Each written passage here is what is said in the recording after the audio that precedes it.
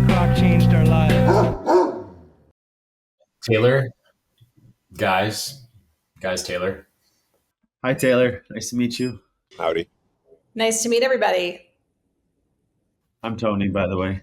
I recognize Mike I watched the episode where they interviewed you, Mike, so that you had the same hat on. So you're the only one I recognize. I have the same hat on. I think. Well, actually, you know what is the same as the other podcast, Tony, is that you were walking on your That's why I started the treadmill. I was like, she'll remember me as soon as I start swaying back and forth. Exactly. Yeah, well, we're in it. Well, yeah, thanks for coming on, Taylor. I wanted to have you on. I talked with Kim a couple weeks ago, and I don't know, we've known each other for a couple years now. I think I got to know you through Deborah a little bit, who's my therapist, and then I took the self-compassion workshop that you led with my wife. And then we've crossed paths a number of times since then. But yeah, give us a little bit of your background. I know you've been at this for 30 years, and the business, I imagine, has changed over time. And yeah, maybe just a little bit of your history. Sure. Well, first, thanks for having me. I feel kind of honored. I don't know how many estrogen-based humans you have on this show, so it's like I'm full of estrogen. I believe. So full of something. Mm-hmm. Okay. Yeah. So for 30 plus years, I have spent pretty much every day trying to continue to suffer less. And the more I suffer less, the more I feel called to help everybody around me that I can suffer less. So I started off, my first relief in suffering was to leave New England. That was a really good step, and to get out to the West. And I'm a recovering Catholic. I'm a recovering New Englander. And I think I'm fully recovered from almost both of those fully, which is pretty awesome to say. And for me, I went to graduate school. Initially, I was going to be a psychiatrist. And as things were changing, as you're talking about the field changing and the globe changing, it was really becoming clear pretty quickly that psychiatrists were going to be just essentially giving people medication and not relating to them as humans. And I didn't have interest in that. So I quickly pivoted to get a degree in social work. And what began to happen is my professional life and my personal life really just started to parallel track. I started becoming a student of yoga, and I decided I wanted to teach yoga to people nobody wanted to be around. So I went into jails and prisons to teach there. I started to learn meditation, and I wanted to offer meditation both to my clients and anybody who would listen, because I thought mindfulness was a total game changer. And everything I was learning, I was just sort of simultaneously throwing it in and offering to people. Technically, I was a psychotherapist for 30 plus years, but I think the truth is when I switched last year to coaching, there was a relief, and the code I put on was that that's who I'd always been. Psychotherapy lives in a really tight lane, and there are bodies that support psychologizing, privatizing, medicalizing people's human experiences. And while there are absolutely people who need psychotherapy and psychiatrists and medication, I realized that probably 75% of the folks I saw just had human issues with their parents, their partners, their kids, their job, their self-confidence, a little bit of anxiety, some depression, what I would really call the human condition. And in the human condition, although I find talking really useful, I also find not talking and listening quite useful. I find breathwork useful. I find moving your body useful. I find mindfulness and presence useful. And so for me, it was a natural transition to say, I do not think that psychotherapy one-on-one in a private office only is enough for people to relieve their suffering. And I wanted to be a cause to keep helping people free themselves up the way I felt like I was being freed up myself. Wow. Incredible. That is incredible. Is this, Carrie, did you pull me on here to, is this, what's the thing where you get people around a table and be like, we brought you here. We brought you here. You can change Andrew actually the exact in an hour. Yeah. Oh, man. Can I ask a couple questions? Absolutely. So he's never asked that question before. Yeah, it's already working. So, Taylor, it's already working just by the introduction. So, wow, that is a lot. That's incredible. When it comes to the human side, okay, what were the key indicators? Because when you said talking doesn't always work when you're internally suffering, okay, what made you finally realize that? Like, I know that's a really broad question, but was there a key log or like just a thing that happened one day where you're like, this does not freaking work? Or I don't know. Can you dive into that? Yeah, I'm happy to share it. I just want to share the caveat that I think often we're looking for a sign from the universe and some very clear, specific thing. And I did happen to get that, but I don't think it happens to everyone. So anybody who's watching or listening, like, it can come in very subtle ways. I tend to be a slow learner, and I tend to need to have my face rubbed in the pavement. So I think the universe knew I needed to have like a serious, like, we're not going to have her miss this. They probably sent many other signs and I missed them all. But You're in good company here. We all we all relate. Yeah. Great. So I was running in an alley in Boulder, and there was absolutely nothing in the pathway. There was no stump, no rock, nothing. And I just all of a sudden fell to my knees. And I just felt this feeling inside me of like, you cannot keep up this bullshit anymore. And that was really the message I got. And at that point, I had graduated with my therapy degree. I think I had set out to save other people and not save myself, which is a really bad place to start. You should always save yourself first before saving anybody else. And so for me, I think it had been building, that I had been getting all sorts of signs in my body that said, you're only paying attention to your thoughts. You're not paying attention to what it's like inside this body. And it's just, there's no way you can keep doing that and expect a better result than you've gotten. Yeah, that's great. I also have a question about your intro, if you don't mind. Sure. One of the things you started off with, which I loved, was this idea of reducing your own suffering, right? One, what do you think? Like, tell me a little bit more about that in terms of, is there? Well, I'm going to go ahead and answer it because there's not. There's no way to completely prevent suffering from happening. So one, like, how are we reducing our own suffering? And then two, what are we replacing that with? So great question. So my husband was hit by a car in November, and he's had a concussion. He's going on his 7th month. And the last couple of days, I was just resisting. I was like, I'm sick of this. I'm sick of being isolated from him. I'm sick of him suffering. I'm sick of my suffering. And I was really having a good old pity party. And as life has it in my world, I was going to bed that night, and on simple social media, Ram Dass came up in my feed, and it said, life is like joy and suffering, and this is the path. And the sooner you stop resisting, the sooner you'll stop suffering as much.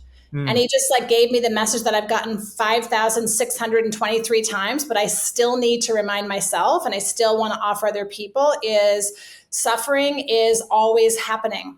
At any given moment, somebody who's going through cancer treatment, recovering from a broken bone, has COVID, has a cold, has a child with a drug addiction, has a child who's failing out of school. Like, suffering is just part of the experience here, but who we are being in the suffering is where the work lies for me. So when I began to realize this about 25 years ago, probably, my daily meditation became a practice of every morning when I say to myself, please help me reduce my own suffering, help me serve myself and other people more beautifully today.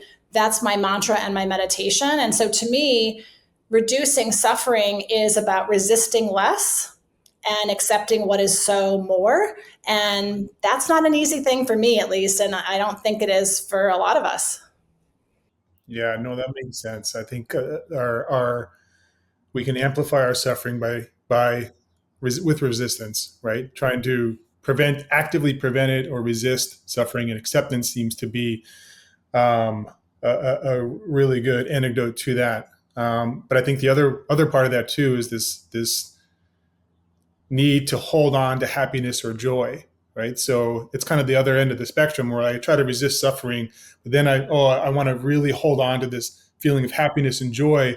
And in doing that, you relinquish acceptance as well, right? Because eventually it's going to go. It's just the way that these things work, the cycle of it all. So it seems that the key to both of those areas is that idea of acceptance. So you're also dovetailing back to your second question, Mike, like what do we replace it with? And I think that's the challenge is we don't. We would love to replace it with like sunshine, roses, and unicorns, and it doesn't work that way. And I think that interestingly, our culture, and maybe it's because it's capitalistic in nature, the culture that we're living in largely ascribes to setting us up to want to achieve happiness as though it's some state you can hang out in. But for me, like when I started to know that, for example, if one of my children today was hit by a car, you would not find me happy. But what I do know I can hold is contentment, peace, and ease.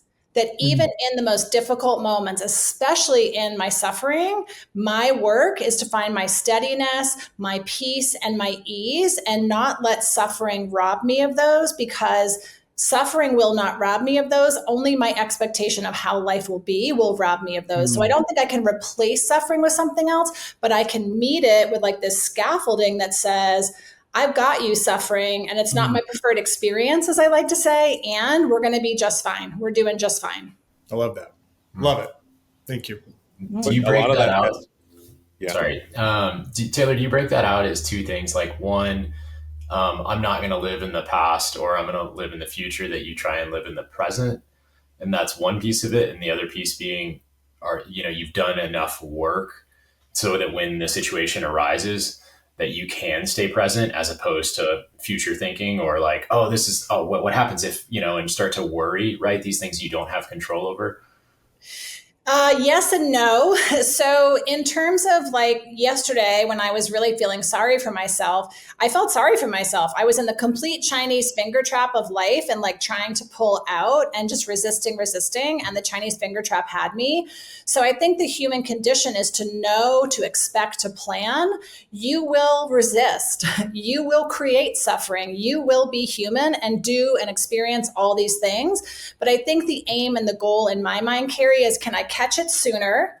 Can I not spin out as far? Can I recover quicker and go longer in between? And I think, again, in a culture that's looking for like, Scooby-Doo's killer down by the river, everybody wants to know like, who's the bad guy that did it, and what kind of cancer, and how are we going to fix it, right? We all want the answers.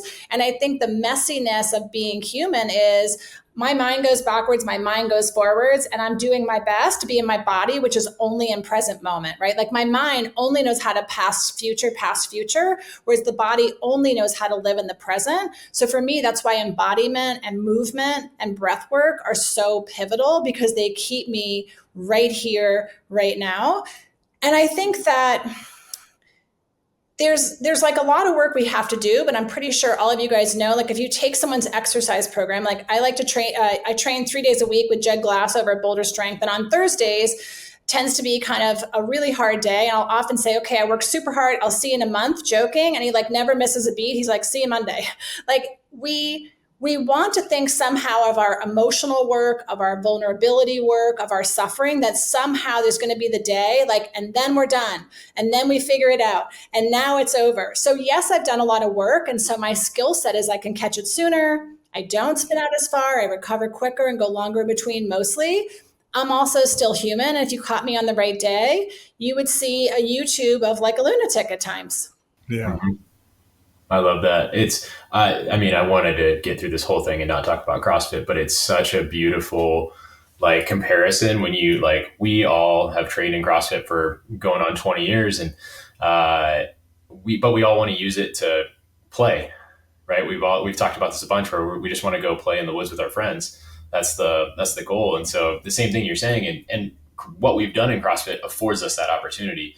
And what you're saying, I believe, is the same thing, where I do all the work over the years to allow me to handle life, whatever life throws at me. But you brought a really important point up, which I would say is intentionality, because not everyone's doing CrossFit. Like I'm not going to Boulder Strength for joy in the woods. I'm going for future casting, right? You guys know Peter Attia's Outlive. Like I'm future casting that when I retire in Europe, I'm going to be able to carry 2 20-pound shopping bags when I'm 85 down the street from the grocery store. Like we all have the things, but we have to be intentional, right? What is our why? And so I think this is an important part of thinking about, why do we do personal work? Why do we allow ourselves to be vulnerable? Why do we, instead of resisting suffering, try to meet it? I think having an answer to that why and having it be personal and powerful for you is a big part of that piece. man, there is so much here. And Carrie is going to, why did Carrie talk about CrossFit being the one where we don't want to talk about CrossFit? We have Taylor on. She's got way more knowledge. But so as I want to say not recovering Catholic, I was raised we don't even have time to go into all the stuff that I could give you. If you want to ask, feel free. But so I'm actually in reversal. I'm actually trying to get back. And suffering seems to be at the core. But you said you're a recovering Catholic. So I want to touch on that. But before that, as someone who has done all the cold tubs in the world, all the things, every breathwork thing you can imagine, and exercised and been competitive their entire life, almost to an anger point, even as a young kid. You don't find a lot of young kids who are like waking up to run these miles because they're angry at life. And that was me at a far too young age. What happens when you're doing it and you're like, I'm doing the thing and it's dumb and it's not working anymore? And as you're sitting there doing it, you're saying, this is dumb and it's not working anymore. And I know that seems very basic, but when you've done the things for so many years, do you just accept that this is the season of life that you're in and this thing is not working? Or do you, like, what's that piece about? You know what I mean? I'm so happy you asked this, Andrew, because I actually have a very different perspective that's not very well liked by a lot of people. So you guys can make up your own minds what you think. So in my opinion, it's never the thing. There's no magic to CrossFit. There's no magic to yoga. There's no magic to breath work. There's no magic to getting up at 4 a.m. and cold plunging. The magic is the commitment, the discipline, and the energy you put into being with and turning towards yourself. If you were to be like a badass every morning at 4:30, you get out to your potting wheel and you're throwing pots. It's never the thing you're doing, it's who you're being when you do it. And so often we put the energy into the thing, this thing's gonna save me, this thing's gonna heal me, this thing's gonna fix me. And then we get disappointed. We do it with our partners, we do it with our workouts, we do it with our work, we do it with all the things, because if we're looking out here, we're looking in the wrong place. All of those things are intended for me to pay attention to me. I don't care if you do box breathing. I mean, we could go through 72 different kinds of breath work, but ultimately, if your breath work is helping you pay attention to your nervous system, that's what's helping.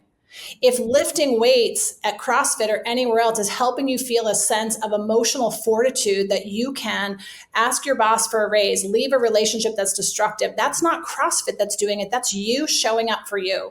So to me, I don't think it's like you just suck up, buttercup, this thing. What you say is, this is not about the thing I'm doing, and I don't have to do it perfectly or some prescriptive way. This is about, am I committed to showing up for me and me only in this time? Because that's what I want to do. And should coaches be facilitating that? Is this something that happens naturally from the individual level, or are people doing these things and they don't quite understand that component yet, and a coach has to kind of guide them to make this connection? If they already know it, fantastic. But I'll tell you, one of the reasons I got sold on my trainer, Jed Glass at Boulder Strength, is I've been to a lot of trainers over the years, like many people. And I came in and they gave me an algorithmic prescription. Do this, pick up this, push this, lift this, do all the things, right? Fine. What Jed Glass says every day you walk into Boulder Strength is, what's happening in your body today? Now, as a woman who's 55, I have a decade and a half history of migraines. I have herniated discs. I have a whole history that sometimes is great and sometimes is not great. And based on whatever it is, Jed is asking me to take responsibility and know myself, and he's coaching me to do that. And then he's adapting the workout for me to be able to continue to get stronger during rehab, for me to get stronger even when I'm recovering. I came back, I was in Europe for 3 weeks, and I kept sending him a message. Why aren't you sending me a program? He's like, go have fun. Eat pastries, hang out, have a glass of wine, do whatever. And when I came back the first week, I was like a little scared. Do you know that feeling? Like I hadn't been away from the gym in 3 weeks in like a suit, like I don't even know when. And I was a little anxious. And he was like, so let me just say, we're going to start with just getting you back here this week, getting you in your body, doing mobility, just making the gym friendly so that you do enjoy it. So then by week 2, all right, we're going to get back to where you were when you left. And I don't always have that skill because I'm from New England and because I'm a recovering Catholic. I have this self-aggression that no matter how much I have loved up and bought flowers for and spoken kind words to, it's just like the neighbor you can't get rid of that's just always like banging on my door. And so sometimes I need to hire people like coaches to remind me, to encourage me to slow it down, to pay attention, and to actually remember that nobody outside of me can know what's happening in my body. But once I can know, they can coach me better. Mm-hmm. Now, do you ever hear that voice yourself and just ignore it? That slow down, relax, it's time to take a break? Yeah. I'm much better at listening to it, and I'm much better at responding to it with generosity. And in my humanity, there are still times where I'm trying to carry like my bag, my coffee, my protein, all the things. And it's just like, I can feel like you're moving quickly and you have too many things in your hands. And sometimes I get away with it. Last week, I hit my protein smoothie on the desk, and in a call like this, I covered my hair, my face, my laptop, my shoes.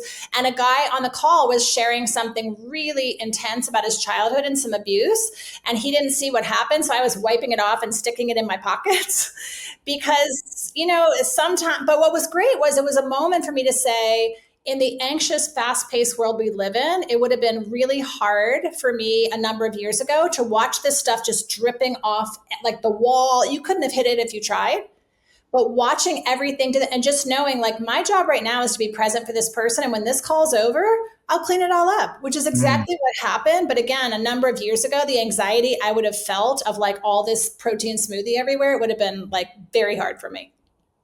Yeah, it kind of goes back to what we talked about earlier with that acceptance, right? It's just, hey, we're here. There's stuff dripping everywhere. It's going to drip everywhere. It'll be there when I get off. I can get it, Yeah, I get that. That would have made me very anxious. So I totally understand that. Mm-hmm. Well, inversely, too, I can think back to when I was that person. I was the fuck it, let's just go bowling, to use a Big Lebowski quote. And Taylor, with that, if you've never seen that movie, it's okay. Yeah. Okay, so you get what I'm saying. It's like all this crazy stuff's happening, and then it's like, fuck it, let's go bowling. And so when you've had that, and then at least where I'm a dad of 3, a 4-year-old, 2-year-old, 1-year-old, this and that. So there's a lot of stress, and I don't have, my parents are deceased. So rumination has been something I've been studying.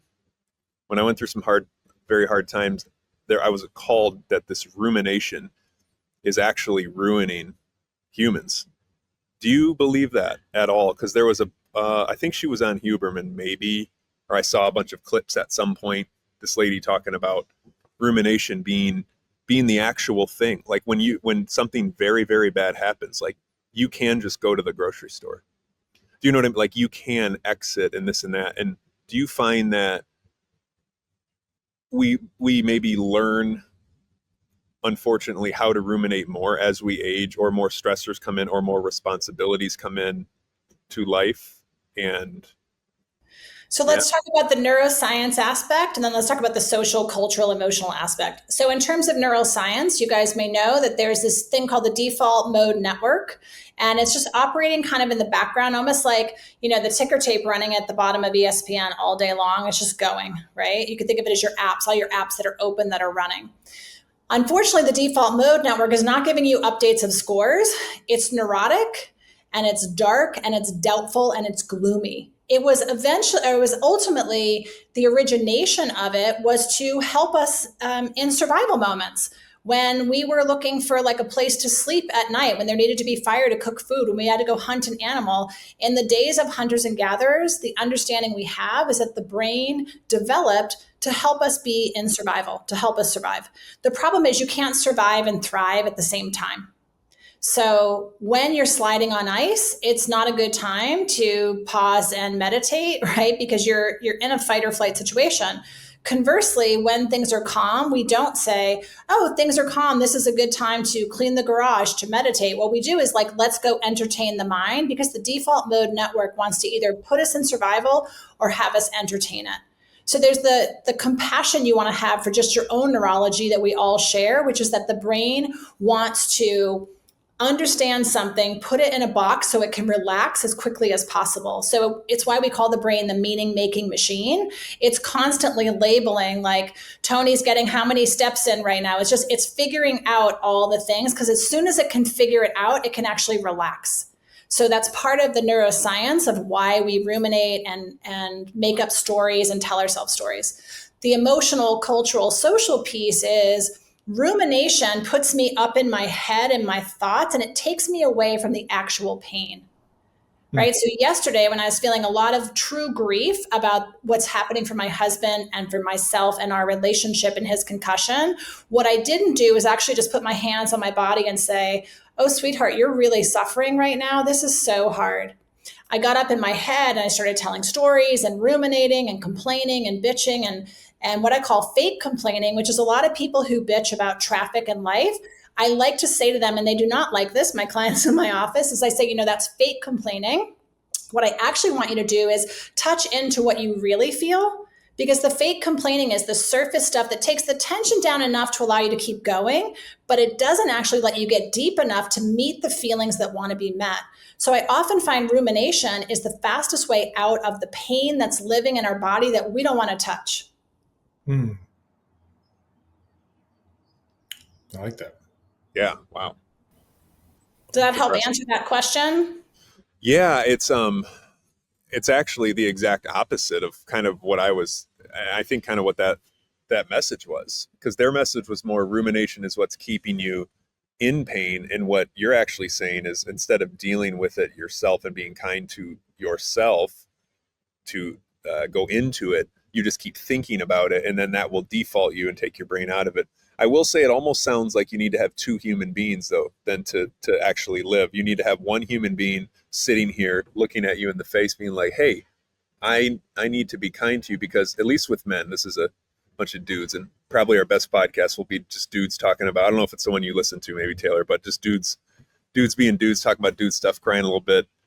I don't think that I can't say I don't want to put in generalities, but I don't think we're hardwired to do that very well, if that makes sense. I don't think we have a huge, I could just be speaking for myself, but you saying give ourselves grace, essentially. Yeah, Mike, I know you feel me, because we talked about this a lot, and even on that podcast, I think our default has always been exactly hunt, provide, protect, and then how we show love to one another typically is sitting down and sometimes just like making fun of one another and just laughing and being genuine. And I always joke around, if my friends call me, not that I have the perfect marriage or relationship, we're always working, but if they call me with like an angry problem, I mean, typically this is just dudes, they're normal teammates. I'm like, it kind of sounds like you want to be with a guy.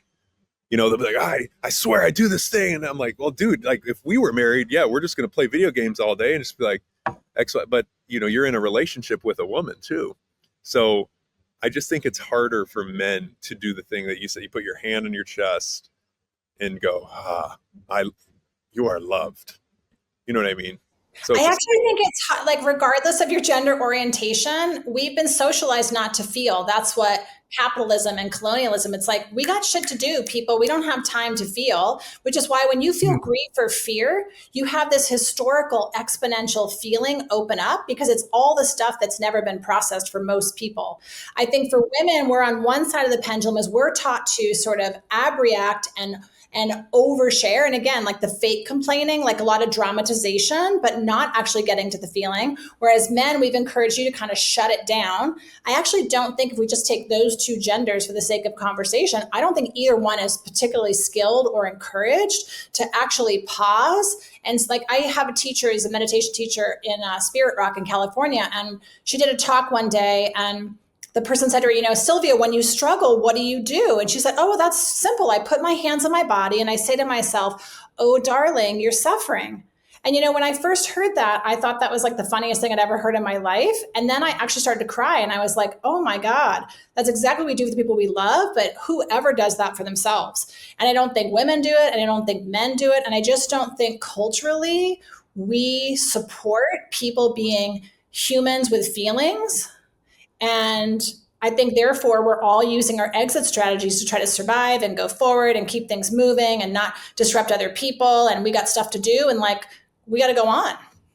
Yeah. I think we all look at like these, this has been a long standing CrossFit thing, but you look at the little baby that's like in a perfect little squat, in their diaper, right? And you're like, somehow they're gonna fuck that up, right? Like they're gonna end up, sitting at a desk for too long, and they're not gonna be able to get to that squat again, because we see people on the ends of the spectrum. And I think what you're talking about is the same thing, right? Like I think kids have a beautiful expression of like what they feel, and it comes right through them, right? Like oh man, like that thing didn't go that well for you. I can't listen to that song again. Just pure meltdown. It's out of them. Then they're happy again. And it happens so beautifully, so fast. And you're talking about the counter to the rumination, Corey, right? You're talking about what kids do and what dogs do, right? When a dog sees another dog and they have like a moment, what do? They shake it off. Mm-hmm. Right? Like you remember your kids when they fall down when they're little from riding their bike or whatever, they come in and they're just like shrieking and hysterical. And if you just hold them without talking to them, but you really just let them feel you, just like you're saying, they will settle down and they might wind up again, but then they'll settle down and they're like, okay, I'm ready to go out and play. They don't want to talk. They don't want to process it. They're not making a story about it and they're not going to ruminate. But there comes an age where as the frontal lobe continues to develop, we start to think about what we're thinking about. We think about what others are thinking about us. And there's the problem. We've talked a ton about, like going inside and getting into the body. How do we do that? Like, right? Like, you're talking about yoga and meditation and like, but I can only imagine that you've come across hundreds and hundreds of people that are as far outside of their body as possible. Like, where do you start? Mm-hmm. Yeah, I think the first start is actually making physical contact with yourself, right? Use your hands. And if it's too scary to like have your hands on your heart, put it on your forehead, warm your hands and put it somewhere on your body that needs compression or attention. But to start before you get out of bed, putting your attention on yourself and getting curious about the experience of interoception. Everybody on this group knows what proprioception is, but right, interoception is the felt sense of being in our body. So we start with things like when you feel hungry, where do you feel it? How do you feel it? When you feel the need to urinate, when you're tired, where do you feel that in your body? And then over time, it's, how we coach people is to ask them questions like, especially around emotional pain, like where is that in your body and what's the weight of it? And does it have a smell and does it have a taste? And just inviting our attention to go inward. Most of us know what our body looks like and feels like from the outside, but we spend very little time inside the body below the neck. And so I think before you get out of bed is a really good time to make contact with yourself and ask yourself 3 really simple, straightforward questions. Who's in there? What do I need? What do I want?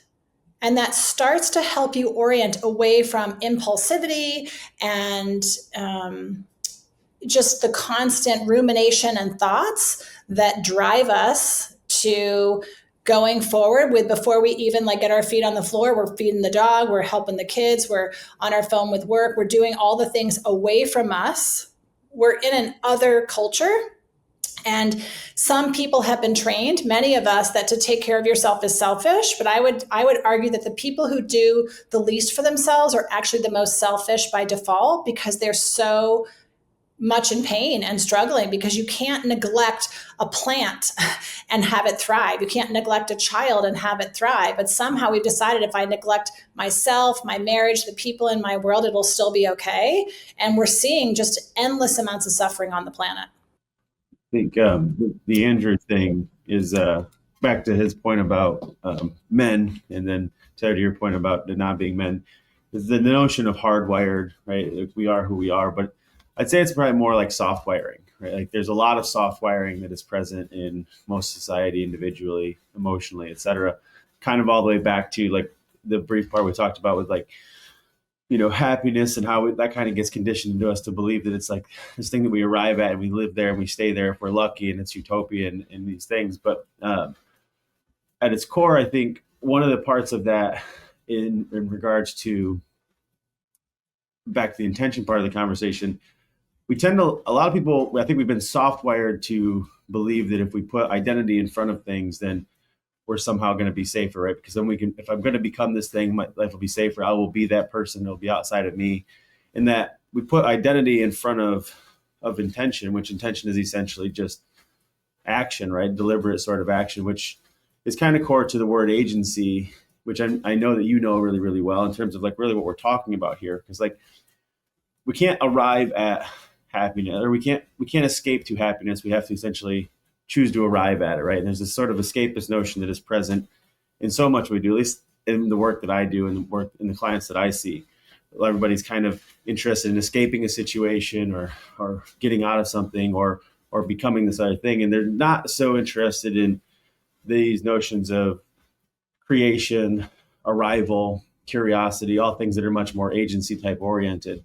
And ultimately, I think, in my opinion, that's where the work of a coach really truly comes in, and that therapy in many ways, I get in a lot of trouble for this, I think, but is really good at creating awareness.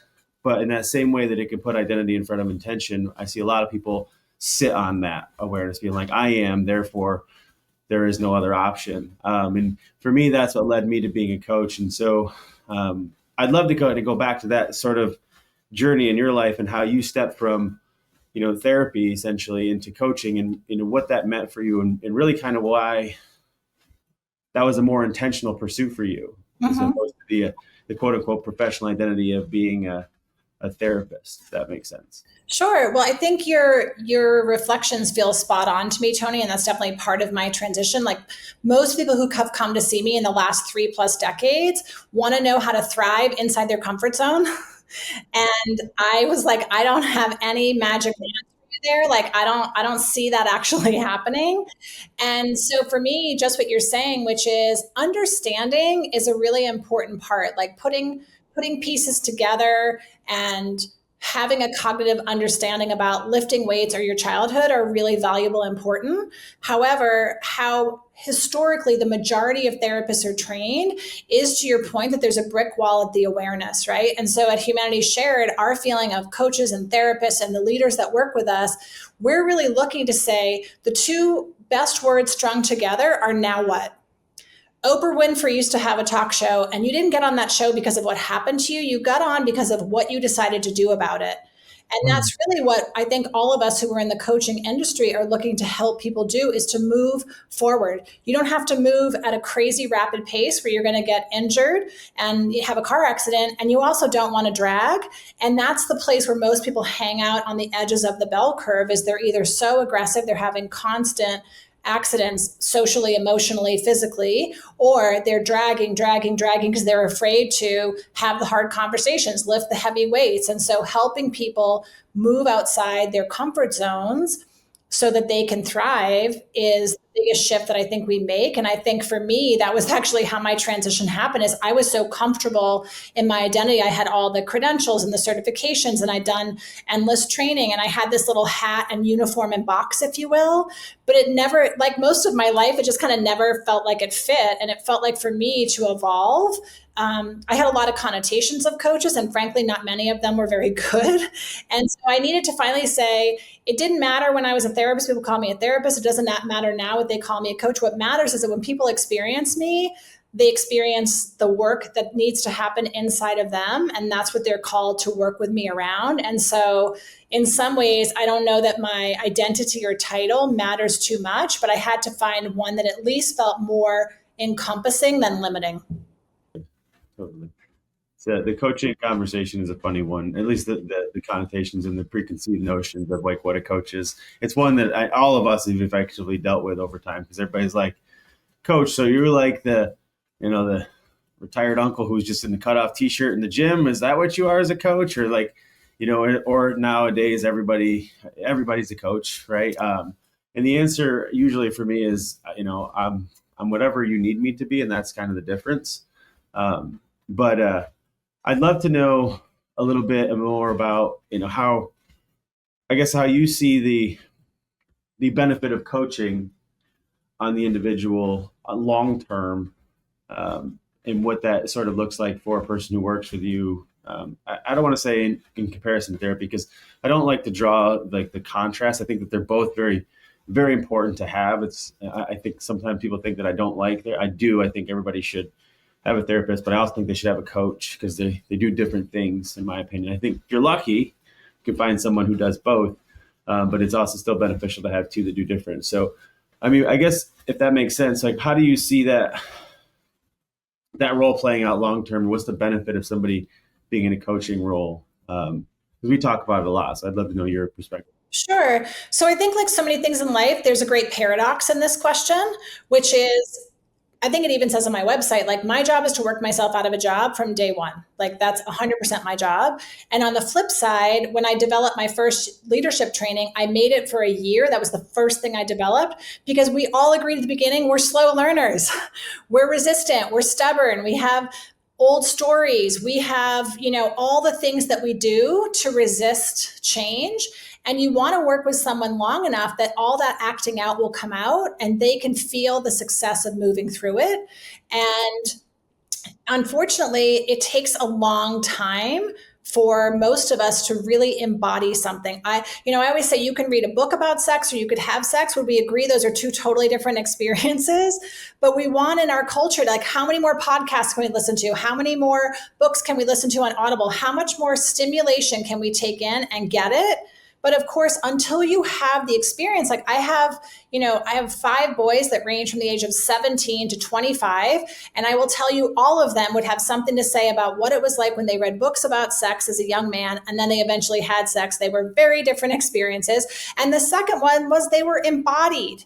So when we learn something in our bodies, it's the same way when we learn music. What happens to the body and the brain is there's an integration. But if we just go, let's say, get a 4-year degree, which I did, and another degree, we just keep filing information in our filing cabinet. And so a lot of working with people long term is helping this shift around living in our brains versus our hearts, living in our minds versus our bodies takes a long time to adjust. If I said to all of you, when you get up from this podcast, I'd like you to walk the rest of your life on your hands, you'd start to realize that your whole world's oriented to walking on your feet. From what we're all sitting on or walking on our, treadmill over there. It's a huge shift and it takes a long time to integrate. I can give someone written material where they can read it all and go, yep, got it. But doing it, feeling it, experiencing it, and having it become the default takes time.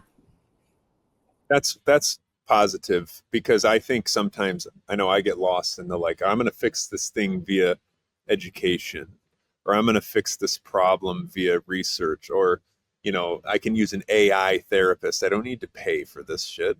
You know what I mean? All these things. And, yeah, but I know that I have felt that solving something immediately has been a huge roadblock, even in my own relationship of hey, we're going through some stuff at this moment. I want it solved now.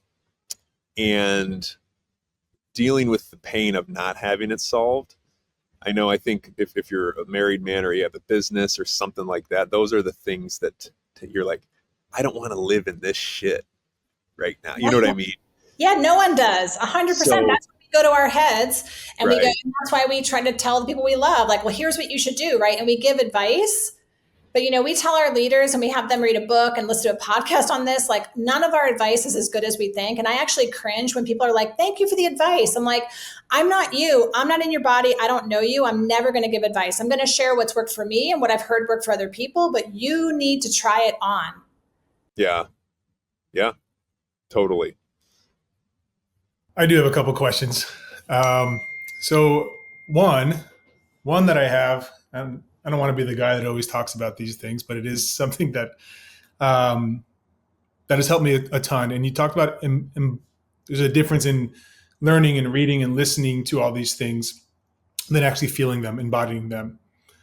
And one of the things that has really helped me embody these things and truly feel them deep were these psychedelic retreats that I had gone on with veterans. And it really gave me a chance to to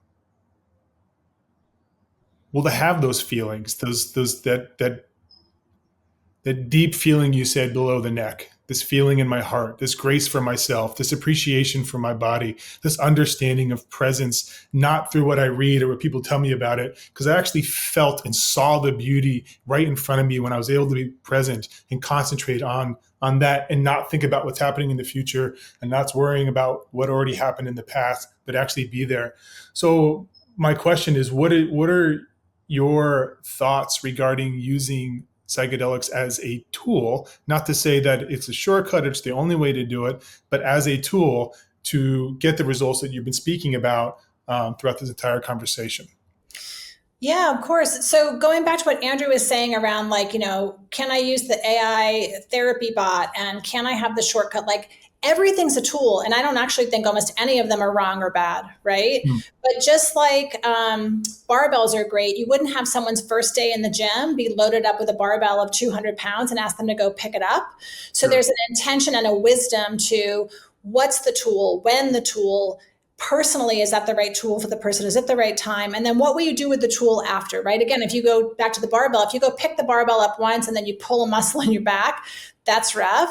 But you're looking to teach people time under tension, right? You're looking to have them progress. And I think, one of the benefits I see about psychedelics, going back to neuroscience, is they quiet the default mode network. So all that neurotic, doubting talk goes away. And what we can see and feel is the love that we've always been. Like we are love and it's always there. But I think as Carrie mentioned earlier, we get socialized, right? We come out as these sort of, if we're lucky, if our mother wasn't drug addicted, right? No matter what we come out into the world like, typically we come out sort of pure love, in my opinion. And then what happens is life shuts down our expression, our experience. We get injured emotionally and physically. We get neglected. We get abandoned. We tell stories. Other people tell us stories. And the psychedelic experience allows that to be quieted and just kind of resting over here, which is almost impossible to do in this realm without that help. And so you can actually have the curtain pulled back and see what was always so. Yeah. And would you say that one of the most important parts of that experience is what you do afterwards? So coaching, integration, new practices in order to, continue in the right direction. One of the things I always said, it's like an earthquake.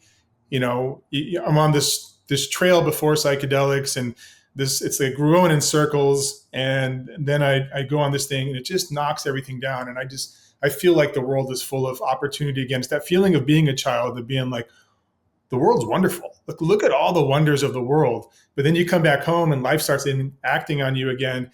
And that completely blank canvas and all this wonder becomes like, okay, well, now what do I do?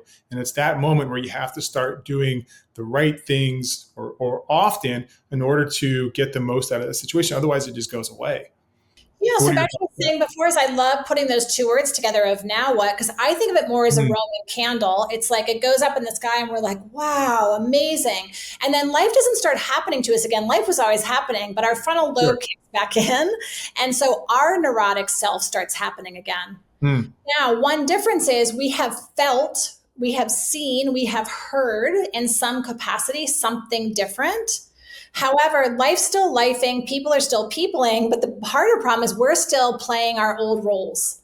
So this is why I think so many tools, like it's amazing that we live where we live and we get to have access to like an insane amount of tools. Like our parents' generation back did not have access to a huge amount of the tools we're speaking about today.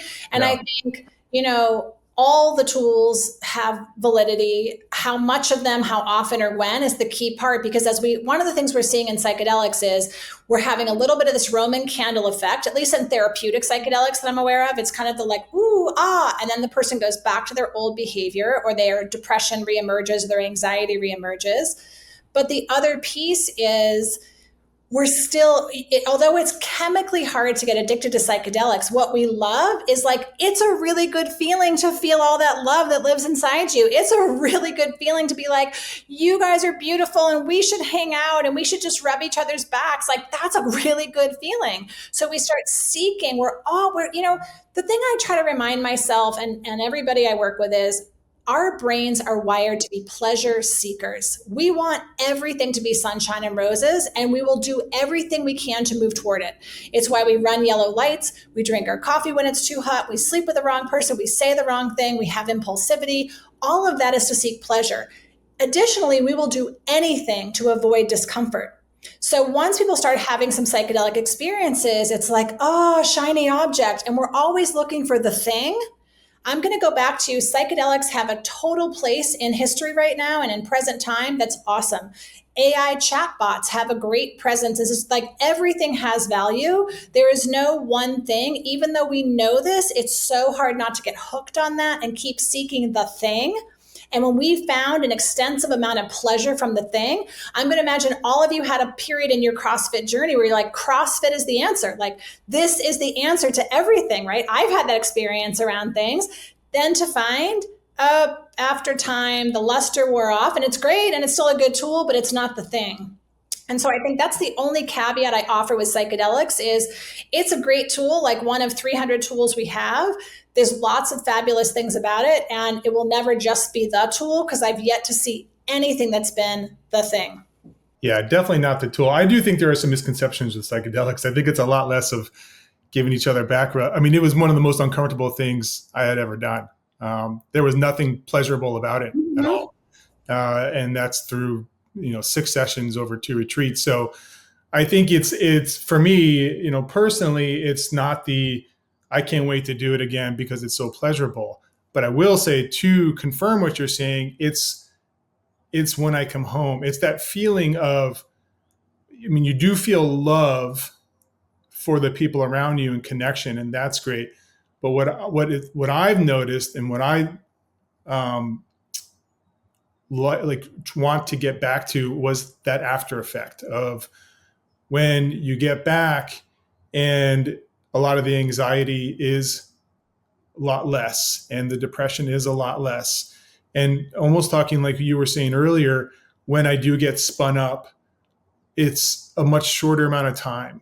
I've created these new patterns coming out of these retreats to where I can sit with myself and accept where I am. And now being spun up doesn't happen as long. It's not a day, it's not 2 days, not 3 days of being quiet and shutting down and ruminating.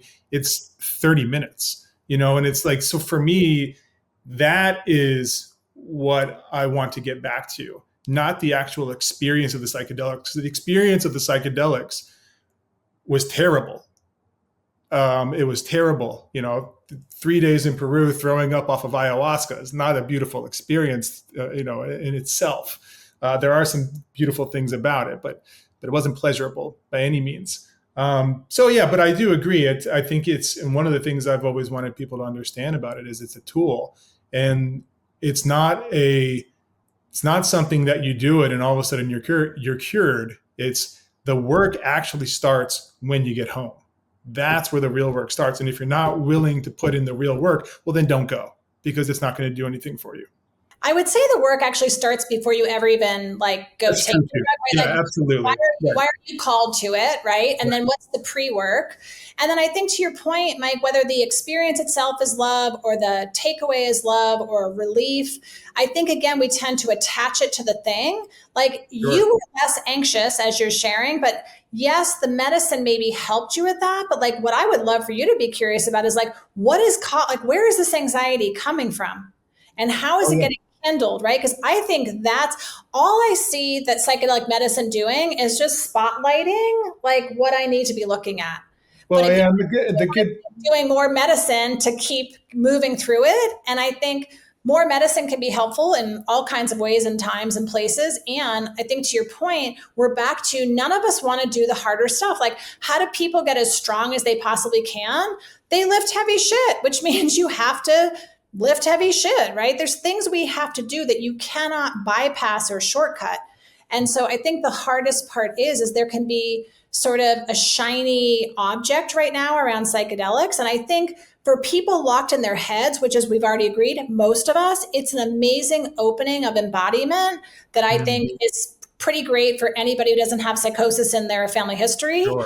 However, I think the harder part is when we talk about now what, a lot of people just want to keep doing more journeys and more experiences rather than, unfortunately, kind of get the shovel and do some clearing of this thing that opened up, that cleared up, that lifted for me.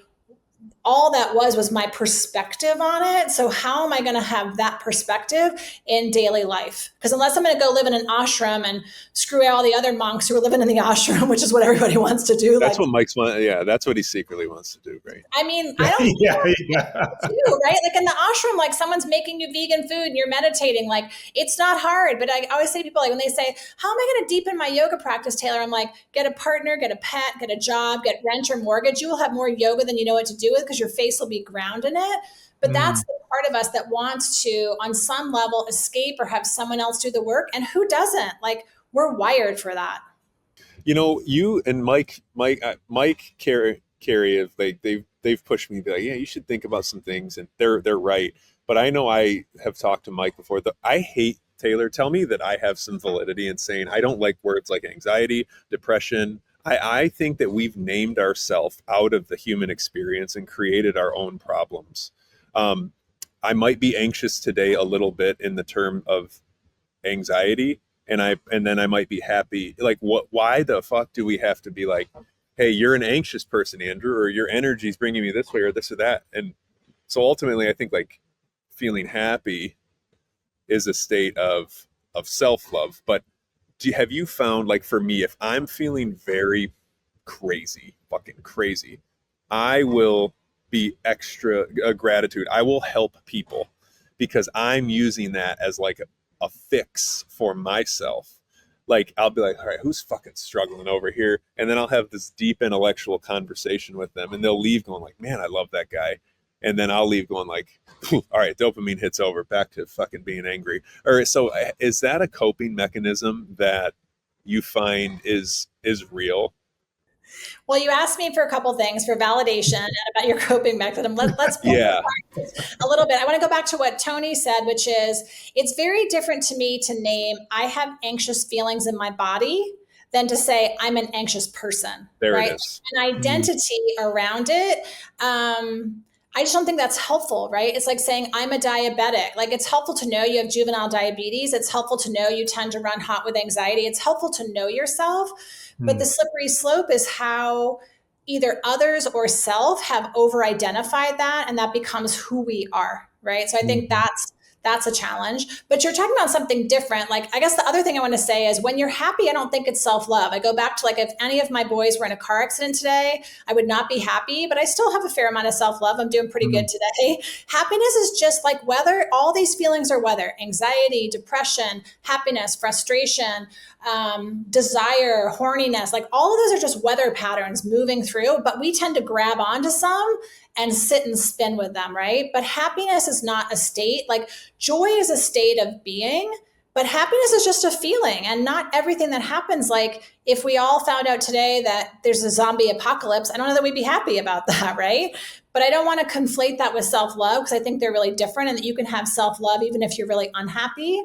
But I think what you're also speaking about is when we are suffering, one of the fastest ways we feel relief from suffering is to be connected to other humans. So yes, you're seeking dopamine, but there's a wonderful thing in your exit strategy, which is when you're reaching towards someone else, you're connecting around common humanity. And that doesn't solve anything for us. It doesn't save us in any way, but it helps us feel less alone.